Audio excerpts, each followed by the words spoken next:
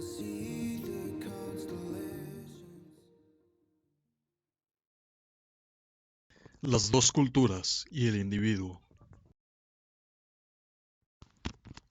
Actualmente, a nosotros los humanos, nos suele resultar complicado realizar el simple ejercicio de empatía, de tratar con distintos enfoques y comprender sus motivaciones, intentando a la vez enriquecer nuestra propia perspectiva.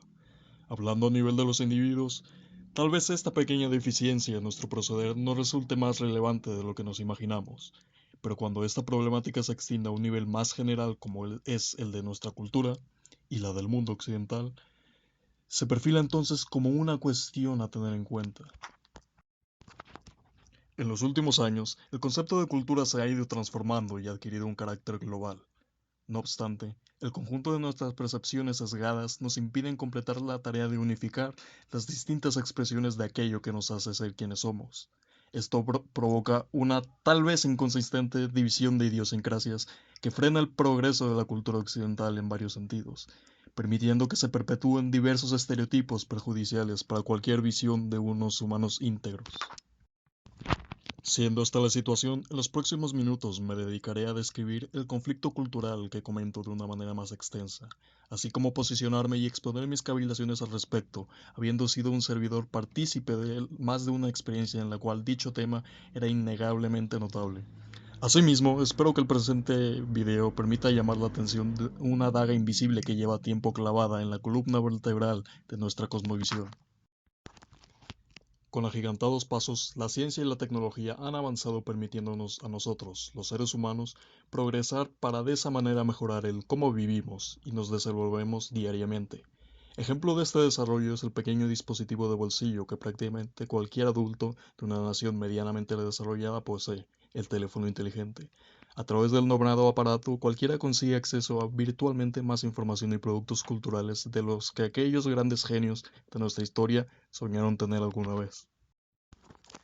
Gran modelo es el de los académicos, con su acertado y productivo uso de las nuevas tecnologías. No obstante, aun compartiendo la tarea de la producción de conocimiento y entendiendo la importancia del progreso, estos individuos suelen tener problemas para comunicar sus ideas entre ellos. La charla entre un biólogo y un antropólogo parece un intento de diálogo entre seres de mundos completamente distintos. Informalmente suele denominarse a los distintos colectivos de estudios como de números y de letras, pero una mirada más acertada indica la existencia de grupo científico en contraposición al humanista, cada uno con una idiosincrasia y cultura aparentemente propias e irreconciliables. Para bien o para mal, esta dicotomía es un hecho de nuestro mundo, produciendo lo que Charles Snow denominó como las dos culturas. El término habla por sí mismo al definir la discrepancia existente entre los bandos mencionados, que no se limita al mundo académico, sino que se extiende al espectro de la cultura en su totalidad. Snow acuñó el concepto a finales de los años 50, pues su conexión a ambos colectivos le permitió diagnosticar la situación que veía ante sus ojos. A partir de entonces hemos prestado más atención a este conflicto, si se me permite nombrarlo de ese modo, pero la brecha entre cultura científica y cultura humanista no se ha borrado por completo. Así pues, aparece como algo natural el intento por comprender y reconciliar este divorcio cultural. Después de todo, las divisiones de cualquier clase tienen como consecuencia más preocupante el retraso en nuestro progreso como especie e individualmente como seres íntegros. Con este pensamiento en mente, Carl Sagan hace especial hincapié en la importancia de salvar esta distanciación al mencionar los positivos avances que él percibía gracias a su labor como divulgador en el acercamiento del enfoque científico y el humanista, y cómo estos ayudarán a la construcción de un humano más consciente e indiscutiblemente más noble. Para gran parte de la población, esta podría ser una cuestión sin mayor relevancia, pues, ¿por qué habríamos siquiera de notar que existe tal dicotomía? ¿Deberíamos, de hecho, intentar cambiar la situación? A aquellos que han formulado para sí mismos y no han encontrado una respuesta que les incitase a transformar nuestras concepciones culturales actuales, me permito reprocharles su falta de perspectiva. La situación es comparable a dos náufragos en una isla desierta que en lugar de cooperar en favor de ambos, se repartiesen la mencionada porción de tierra simplemente por tener idiomas distintos. Si aún existe algún atisbo de reluctancia respecto a la magnitud del paradigma de las dos culturas, entonces haré mención de uno de los sucesos que reflejan nuestra realidad contemporánea, el escándalo Zócal. En dicho escándalo, ocurrido en 1996, se cometieron, grosso modo, ataques entre intelectuales de la ciencia y humanistas, siendo el detonante de todo un artículo engañoso del físico Alan Sokal que buscaba evidenciar el absurdo proceder de los estudios humanistas actuales. Mediante un análisis, es posible notar lo que suscitó tal enfrentamiento, es decir, una incomprensión mutua por parte de científicos y humanistas, consecuencia de la ruptura cultural que padecemos que provoca que nos empecinemos en la idiosincrasia con la que más somos afines, desentendiéndonos de otros planteamientos válidos y tergiversando esas mismas perspectivas ajenas. Del mismo modo, mantener nuestros esquemas culturales divididos de esta manera nos priva de apreciar la verdadera esencia de todo lo humano. Es como si observásemos la Gioconda padeciendo daltonismo. Siendo nuestras sociedades víctimas de sus propios sesgos anacrónicos, el conflicto de la dicotomía cultural señalado influye también en las cuestiones relativas al sexo, tan debatidas últimamente, principalmente en el área de los profesionistas, al encontrarnos con una tajante diferencia de porcentajes en ambos bandos, habiendo, como indica Ellen Pollock, mayor afinidad femenina por las cuestiones humanistas y sociales en contraste con la mayor masculina en ámbitos científicos, como resultado parcial de la diferenciación entre estos dos enfoques disciplinarios. De esta manera, diversos autores se han aventurado a delimitar sus propuestas para corregir esta división cultural. Destacable es el modelo de John Brockman sobre la construcción de una tercera cultura, que elimine el divorcio entre los enfoques humanistas y científicos. Empero, su propuesta falla al centrarse exclusivamente en el espectro profesional, que aun siendo el más destacable en lo que respecta a este conflicto, no considera las perspectivas del total de la población implicada, es decir, cada uno de los individuos en nuestras sociedades occidentales. Por ello, no bastará con erigir el edificio de la tercera cultura si no se consigue que cualquier persona comprenda holísticamente su situación como humano y, por consiguiente, destruyamos el desdén mutuo por comprender temas científicos siendo afino a lo social y viceversa. Este proceso comienza desde la educación más básica y no será completada hasta que, como ingeniosamente le señala la ensayista Susan Sontag, los partidarios de la cultura tradicional, entiéndase el arte y la filosofía, se enteran que el conocimiento científico no es elitista y debe entenderse como una pieza clave de la cultura humana fundamental. Es posible complementar esta aproximación determinando que también los científicos deberían apreciar de una manera menos reacia las obras humanistas. Con el fin de ser un tanto más práctico, me remitiré a aquellas situaciones cotidianas de nuestra sociedad en la que este tema cobra especial importancia y juega un papel central. Por inicial de alguna manera, admitiré que no he sido pocas las veces en las que me he encontrado a mí mismo enfrascado en medio de un coloquio sobre algún tema científico social de actualidad que rápida e irremediablemente deriva a discusión, a veces fuera de tono, sobre si debería priorizarse la cultura tradicional sobre el conocimiento científico o viceversa.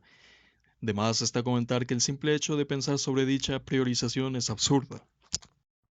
Tal vez parezca algo drástica la situación que describo, empero la divagación siempre suele ser consecuencia del sesgo de mis interlocutores, al pensar de la ciencia como algo ajeno a nuestra cultura y exclusivo a unos pocos intelectuales.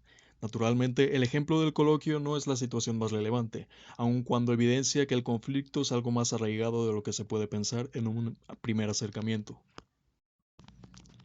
Por ello, me permitiré la licencia de extenderme sobre lo que he percibido a lo largo de mi vida académica respecto a esta división de culturas, pues aún desde mi educación más básica, siempre que era momento de tocar conceptos relativos a la ciencia, notaba en todos mis compañeros, e incluso en mis profesores, una suerte de cambio de actitud de manera tal que se separaban mentalmente su modus operandi para aprender o enseñar respectivamente.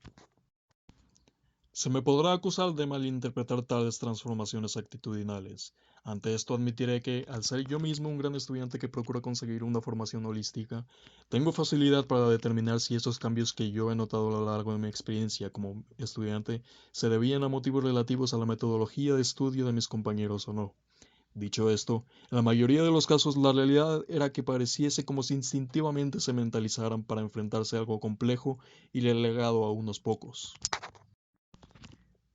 De esta manera, se puede preguntar si algo similar sucede cuando hay que tratar con materias como, por ejemplo, la literatura. Observando y analizando, la respuesta aparece directamente.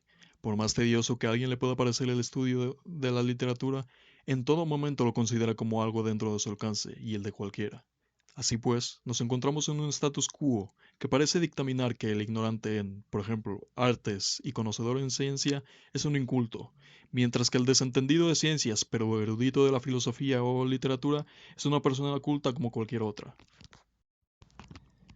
Resumiendo este último punto, es natural concluir que resulta perjudicial y, sobre todo, absurda tal percepción por parte de nuestros grupos socioculturales, siendo lo óptimo reconocer positivamente el entendimiento tanto en ciencias como en humanidades reservado al apelativo de culto, únicamente a quienes cultiven dicho aprecio por ambas culturas, puesto que, a final de todo, ambas forman parte de un mismo ente cultural que es la dimensión de la creación humana.